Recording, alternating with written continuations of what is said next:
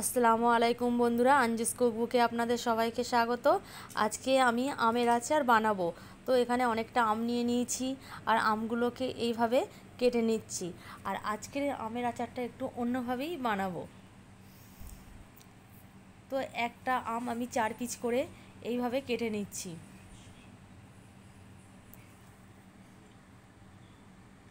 তো সব আমগুলো কাটা হয়ে গেছে।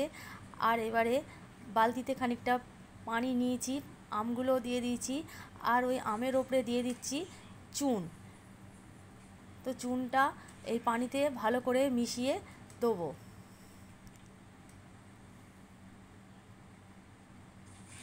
এইভাবে আমি সারা রাত রেখে দেবো। এবারে সকালবেলা ওই পানিটা ফেলে দিয়ে এবারে আমটাকে 3-4 বার ভালোভাবে ধুয়ে নেব।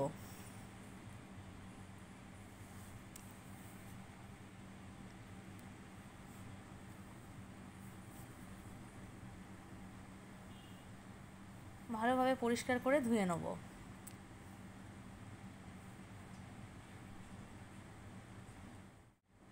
এবারে আমগুলো সারাদিন আমি রোদে দিয়ে রাখবো।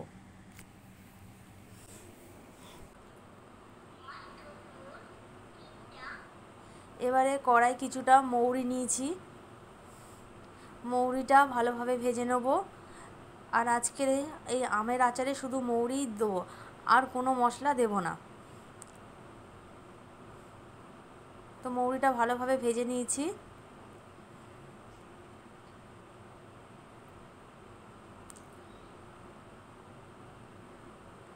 এবারে কড়াই একটু সরিষার তেল দিয়ে দিচ্ছি, দিয়ে এবারে আমগুলো দিয়ে দেবো, দিয়ে একটু ভেজে নেব।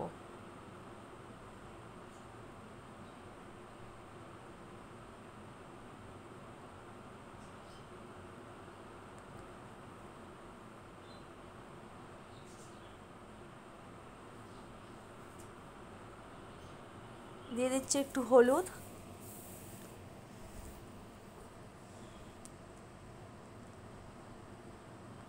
হলুদটা ভালোভাবে এইভাবে আমের সাথে একটু মিশিয়ে নেব। তো আমগুলো একটু লাল লাল করে ভেজে নিয়েছি।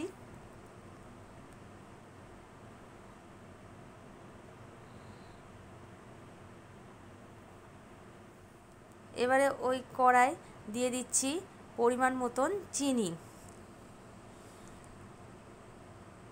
চিনিটা ভালোভাবে গলিয়ে নেব। তো চিনিটা ভালোভাবে গলে গিয়েছে। এবারে ভেজে রাখা আমগুলো দিয়ে দেবো।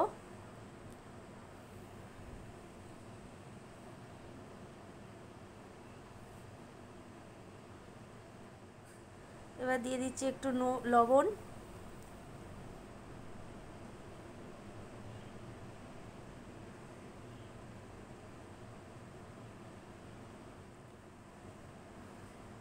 কাশ্মীরি লঙ্কা,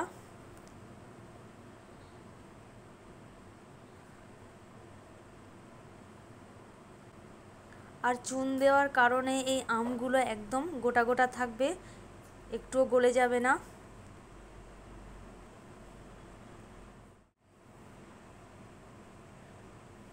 এবারে যে মৌরিটা ভেজে রেখেছিলাম সেটা গুঁড়ো করে নিয়েছি, এবারে আমের ওপরে দিয়ে দেবো।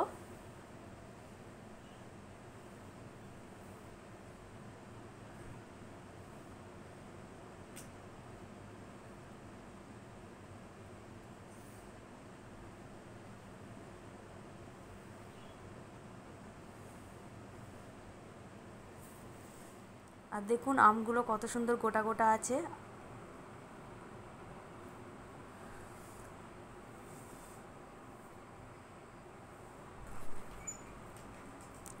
তো আমের আচার আমার হয়ে গেছে, এবারে আমি নামিয়ে নেব।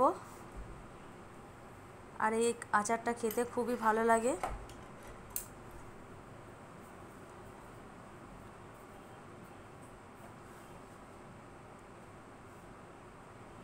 তো টক টক মিষ্টি মিষ্টি আমের আচার আমার হয়ে গেছে।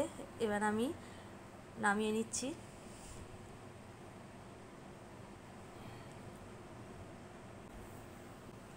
আমের আচারের এই রেসিপিটি যদি আপনাদের ভালো লাগে তাহলে লাইক শেয়ার করবেন আর আমার চ্যানেলটিকে সাবস্ক্রাইব করবেন।